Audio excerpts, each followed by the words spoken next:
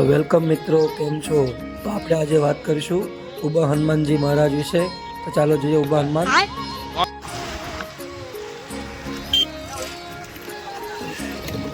તો મિત્રો, ચેનલમાં તમે નવા હોય તો સબસ્ક્રાઈબ કરી દેજો અને જૂના હોય તો શેર કરી દેજો.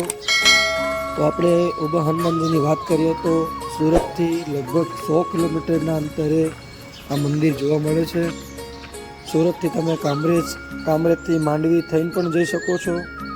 અને બીજો રસ્તો છે જે કિમ 4 રસ્તા છે, ત્યાંથી વાકલ, અને વાકલથી ઉભા હનુમાન તરફ પણ તમે જઈ શકો છો.